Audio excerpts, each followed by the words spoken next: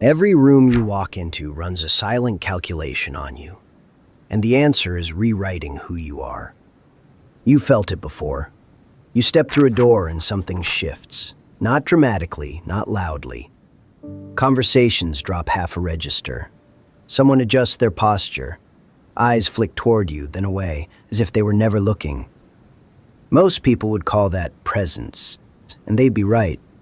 But presence has a price tag that nobody talks about. Because here's what actually happens when you become the person everyone tracks. Their attention doesn't just land on you. It lands inside you. And over weeks, months, years, it starts rebuilding your identity from the inside out, one curated reaction at a time. By the time we're done here, you'll understand a mechanism so quiet that the people caught inside it, and there are millions, almost never recognize it until their original self has already been replaced. And I'll show you exactly where the exit is. Let's start with what you already know. People react to your composure. They gossip about you, not because they have real information, but because your silence is a blank page and their insecurity needs to write something on it. They test you with small provocations disguised as jokes. They mirror your body language without realizing it. When you're calm, they freeze. When you move, they track. None of that is news to you. But here's the part that slips past everyone, including you. While they're busy reacting to your presence, you're busy noticing their reactions. Every glance, every shift in tone, every forced laugh, you're cataloging all of it.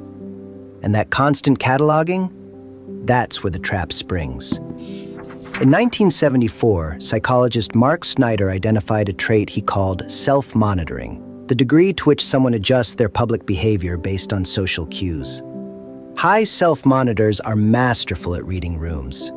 They calibrate their tone, their timing, their facial expressions with surgical precision.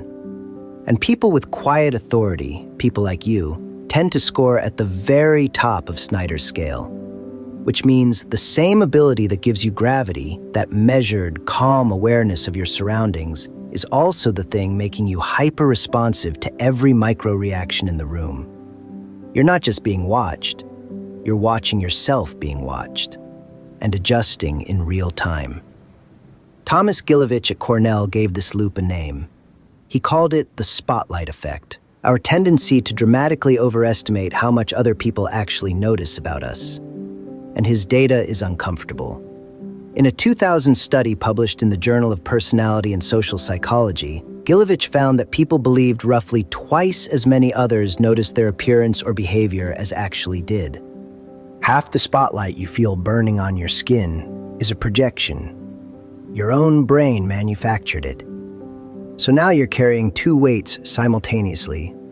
The real attention, which is there because your composure genuinely does trigger reactions in people around you, and the phantom attention, a doubled, amplified version your brain constructed from nothing. Both feel identical, and you're performing for both. That double weight can hollow a person out completely. Let me tell you about someone. He worked in finance, mid-30s, the kind of person who entered a meeting and the room quietly organized itself around him. Not because he demanded it, because his stillness gave other people a fixed point.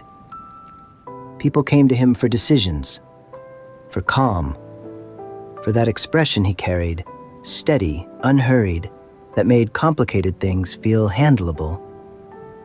Colleagues trusted his judgment.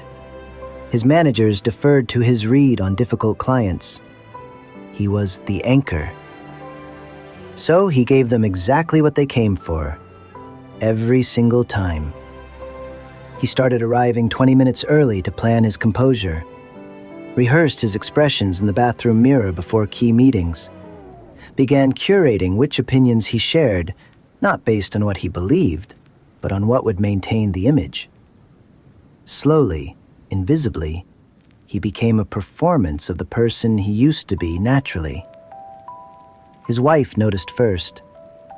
She told him he had stopped laughing at home, not because he was sad, but because he had forgotten what his real laugh sounded like. He had been using the calibrated version for so long, the original had gone quiet. That story isn't unusual. It's the exact trajectory that self-monitoring theory predicts, and it's the trap hidden inside every room that rearranges itself when you walk in. In 1791, Jeremy Bentham designed a prison called the Panopticon, a single guard tower at the center, cells arranged in a full circle around it. The prisoners could never confirm whether the guard was actually watching at any given moment, so they behaved as though he was watching all the time. Nearly 2 centuries later, Michel Foucault saw the deeper mechanism. The brilliance of the Panopticon was never the surveillance itself. It was that the prisoners internalized it. They became their own guards. The watching moved inside, and it never moved back out.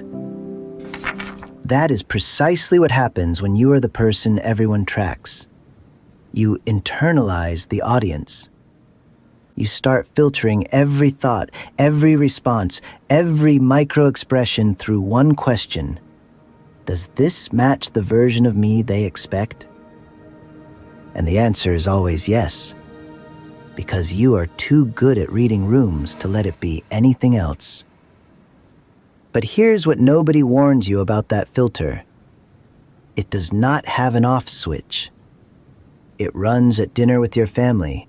It runs when you're alone in your car. It runs at 3 a.m. That's why you lie awake, rehearsing conversations that already happened, editing your lines for performance nobody will ever see. Remember I said your original self goes quiet? This is how it happens. Not through some dramatic collapse.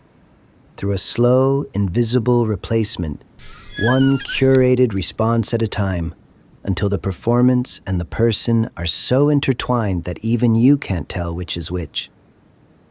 Your identity doesn't shatter, it gets wallpapered over. So what do you actually do with this? You can't just stop being composed. You can't unlearn your awareness. And honestly, your ability to read rooms is genuinely valuable. The problem was never the gravity itself. The problem is performing it on purpose.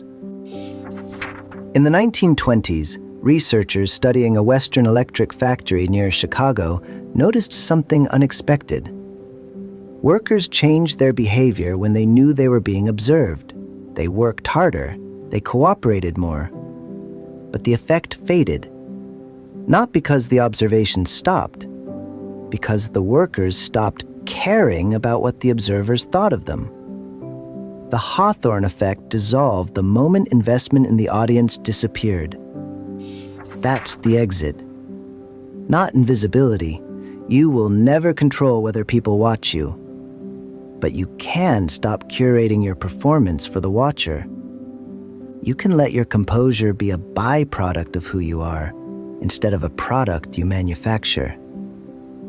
The moment you stop managing how your calm lands on other people, the moment you release that, the filter shuts down. And the version underneath, the one that laughs differently at home, the one your wife remembers, starts speaking again. The rooms will still shift when you walk in. People will still track you, still whisper, still mirror.